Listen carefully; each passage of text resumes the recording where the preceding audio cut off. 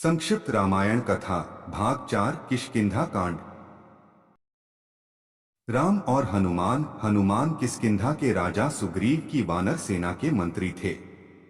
राम और हनुमान पहली बार ऋषिमुख पर्वत पर मिले, जहां सुग्रीव और उनके साथी रहते थे।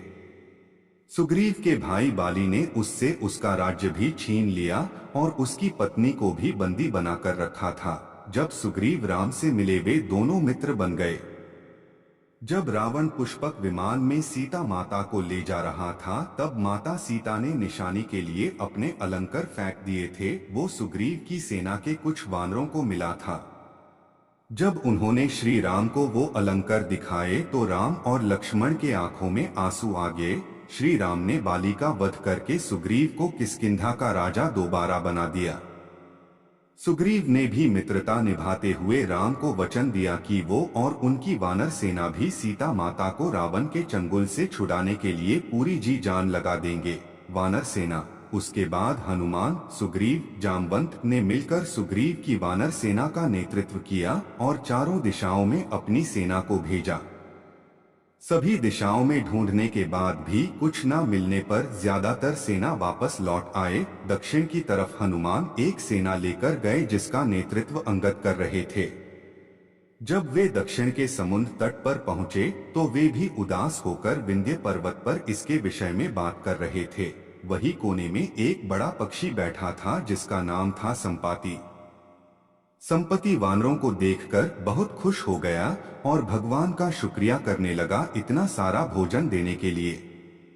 जब सभी वानरों को पता चला कि वह उन्हें खाने की कोशिश करने वाला था, तो सभी उसकी घोर आलोचना करने लगे और महान पक्षी जटायु का नाम लेकर उसकी वीरता की कहानी सुनाने लगे। जैसे ही जटायु की मृत्यु की बात उसे पता चला, वह जोर जोर से विलाप करने लगा। उसने वानर सेना को बताया कि वो जटायु का भाई है, और यह भी बताया कि उसने और जटायु ने मिलकर स्वर्ग में जाकर इंद्र को भी युद्ध में हराया था। उसने यह भी बताया कि सूर्य की तेज किरणों से जटायु की रक्षा करते समय उसके सभी पंख भी जल गए और वह उस पर्वत पर गिर गया। संपाति ने वानरों से बताया कि वह बहुत ज्यादा जगहों पर जा चुका है, और उसने यह भी बताया कि लंका का असुर राजा रावण ने सीता को अपहरण किया है और उसी दक्षिणी समुद्र के दूसरी ओर उसका राज्य है। लंका की ओर हनुमान की समुद्र यात्रा। जामवंत ने हनुमान के सभी शक्तियों को ध्यान दिलाते हुए कहा कि हे हनुमान, आप तो महाज्ञानी, वानरों के स्वामी और पवन पुत्र हैं।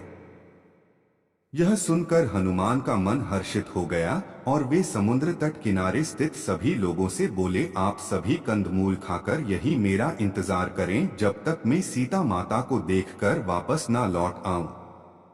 ऐसा कहकर वे समुद्र के ऊपर से उड़ते हुए लंका की ओर चले गए। रास्ते में जाते समय उन्हें सबसे पहले मेनका पर्वत आए। उन्होंने हनुमान जी से कुछ देर आराम करने के लिए कहा, पर हनुमान ने उत्तर दिया, जब तक मैं श्री राम जी का कार्य पूर्ण ना कर लूं, मेरे जीवन में विश्राम की कोई जगह नहीं है। और वे उड़ाते हुए आगे चले गए। देवताओं ने हनुमान की परीक्षा लेने के लिए सांपों की माता सुरसा को भेजा। सुरसा ने हनुमान को खाने की कोशिश की, पर हनुमान को वो खा ना सकी।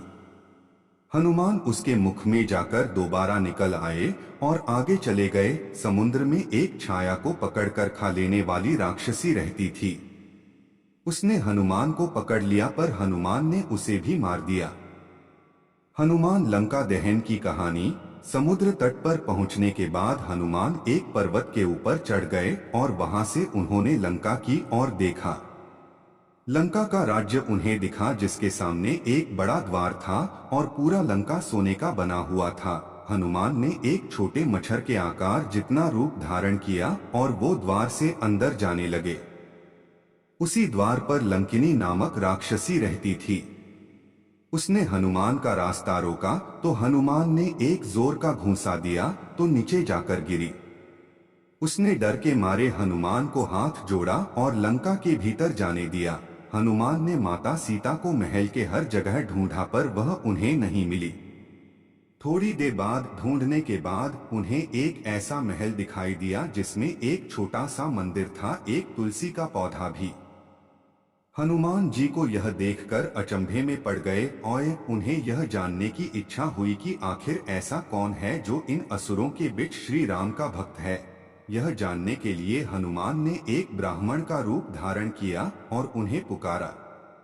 विभीषण अपने महल से बाहर निकले और जब उन्होंने हनुमान को देखा तो वो बोले, हे महापुरुष, आपको देखकर मेरे मन में अत्यंत सुख मिल रहा है। क्या आप स्वयं श्री राम हैं? हनुमान ने पूछा, आप कौन हैं? विभीषण ने उत्तर दिया, मैं रावण का भाई विभीषण हूँ। यह सुनकर हनुमान अपने असली रूप में आ गए और श्री रामचंद्र जी के विषय में सभी बातें उन्हें बताया। विभीषण ने निवेदन किया, हे पवनपुत्र, मुझे एक बार श्री राम से मिलवा दो। हनुमान ने उत्तर दिया, मैं श्री राम जी से जरूर मिलवा दूंगा, परंतु पहले मुझे यह बताए कि मैं जानकी माता से कैसे मिल सकता हूँ। कथा देखने के लिए आप सभी का धन्यवाद। अगला भाग सुंदरकांड मिलते हैं अगले वीडियो में।